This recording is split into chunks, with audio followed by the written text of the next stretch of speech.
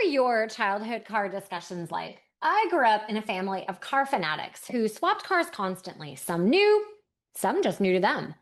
Our car rides meant the license plate game, and hey, check out that new grill or those taillights. That hasn't changed. My mom commented on a Volvo's taillights the other day. I pointed out a Lexus grill. Totally normal for us. Nowadays, though, I have to wonder, is my phone recording that conversation? And if I hop online to look up a car I spotted on the road, am I suddenly in market? With today's ad tech capturing browsing data and reverse engineering who I am, some dealership or manufacturer might decide I am. And this isn't unique to cars, it's just ad tech, but today we're sticking with cars. I still love new cars and I still have my favorite features. But when my kids came along and I decided I would no longer bend like a pretzel to wedge a car seat into the middle of my nice, fast, sporty sedan, my get a new car often era was over. I'm not in market. And fun fact, we are happily a two Kia Telluride family. Why is this relevant? All of a sudden, I started receiving messages from the last dealership I bought a car from years ago, indicating that I'm in market for a car and that they're so glad to respond to my inquiry. I've received emails, texts, and phone messages telling me to reach out urgently about a trade-in value, what a great deal they have, and from multiple salespeople. I had an entirely different newsletter planned for today. That got punted after I received an email from yet another salesperson. And as soon as I opened the email, my phone rang from that salesperson. My immediate thought, they think they are so cool with their tracking technology. My privacy brain is saying, this is where personalization and targeting is creepy. And yes, it's an official industry term. Exhibit A, the morning email. This ridiculous fake sense of urgency subject line, which is, Jodi, the suspense is killing me. Ugh, sleazy car salesperson vibes. It reminds me of the time Justin, my husband, and I ran from a dealership to get away from a salesperson. Absolutely true story. Two, they don't want to bother me with endless emails and voice messages. Then why are they doing just that? Because it specifically says, however, I don't want to bother you with endless emails and voicemails. And number three, my favorite, the opt-in line, which says to opt in for text, I must type yes and it provides the number.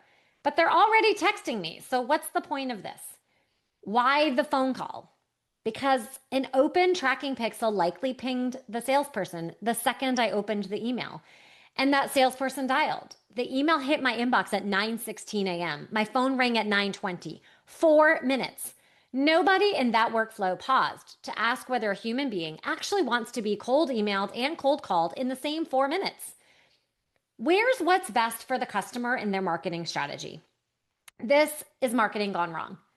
Why did it happen? After years at Cox Automotive and with clients across the automotive space, I know how this works. I bought my car from this dealership years ago. So they have data on its age and industry estimates for how often people trade in. They're trying to entice me to upgrade. Fine. The problem is the execution. Their messaging says I've inquired. I haven't. They're bombarding me with sequences from multiple people in every format at once. And the real lapse in judgment, calling the moment I opened the email. For the record, I'm not opposed to email tracking. I'm not opposed to marketing or even direct dialing. It's the connection of these activities, the volume of which they were done, and that all the marketing is predicated on bad data. I have made no inquiry and I'm not in market for a car. How do customers react? Turns out there are a lot of people like me. They don't like pushy marketing. They don't want messages in every format at hours they don't expect based on old data. Anyone else gotten a warranty letter for a car they sold 5 years ago? It's because your data is sold and sitting with some random third party. As for this dealership, I'm angry. If I wanted a fourth Kia, I started with a Sorento, which is a great car. I might not go back. Trust was broken over pushy marketing, and the irony is that their aggressive tactics likely cost them a future sale. The US auto industry is a $1.5 trillion business, fierce, competitive, and data hungry. My data is shared and sold all day long. Back in the late 2000s, my job at AutoTrader was to build a targeted ad network to, as I nicely put it, stalk people for cars. I got calls all day trying to sell me automotive shopper data and calls asking to buy ours. The data is valuable. My privacy rule, just because you can doesn't mean you should. Companies are data hungry to personalize. Consumers aren't sold on it. According to the Forrester State of U.S. Consumer Personalization 2026 report, Consumers are lukewarm about organizations' personalization efforts, and they aren't sold on personalized interactions. Despite this, organizations continue to double down on personalization strategies that prioritize business objectives over consumer or customer needs, especially for marketing use cases. What could this dealership have done? Wearing a privacy hat, the marketing team should have thought about. Do I have accurate data? No, you don't. I never inquired about a car. How old is the data we're basing this on? And do we have a rule for when it's too stale to use? Are our campaigns and sequences too frequent? Should the messaging come from multiple salespeople? Who has reviewed the messaging to make sure it's relevant? Is the customer okay to send multiple messages per day? Do the emails look spammy?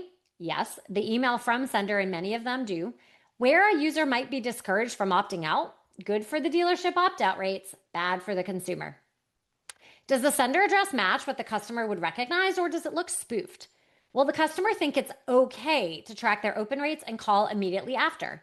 I'm not kidding. That's what happened. And no, I don't think it's a coincidence because it's happened before from other companies too. Are we tracking opt-out rates from these types of campaigns, especially in states with privacy rates, where unhappy customers might request access to their data or delete it? Are we honoring suppression across all channels, all reps, or can one salesperson re-enter someone who opted out? What's the exit ramp? How many non-responses before we stop? And does every channel count? Wearing my privacy skeptics hat, I wasn't sure if the emails were real because the sending address was a little different. Heading off to Google, I did a few different searches. And it turns out, I am not the only one searching for this. And multiple complaints were submitted. So what can we learn? Listen for the skeptic signal. When customers Google your sender address to check if you're a scam, that's a trust problem, not a deliverability one. Use the right data. One stale data point isn't a campaign. Combine signals, check them against each other, and build a real data quality review so bad assumptions don't go out the door disguised as personalization. Execution is the difference between welcome and creepy. Marketing to past customers is fair game. Whether it lands depends on the tone, the timing, the frequency, the channel mix, and whether the premise is actually true. Coordinate across channels and sellers. Multiple reps, multiple formats, same day. That's a pile-on, not a campaign. Someone has to own the whole customer, not just their own queue. Make opting out as easy as opting in. Spammy senders and hard to read unsubscribe links protect your opt-out rate on paper. They break trust in practice. Measure what actually matters. Opens and replies are vanity metrics when opt-outs, complaints, and future sales are moving the wrong way. Balance business goals and customer expectations. Put on a privacy hat before every campaign, not after the complaints come in. The goal isn't less marketing, it's marketing that the customer doesn't run from. Literally, what creepy personalization do you have? Let me know. And if you're just getting to know me, I really do read every comment and message.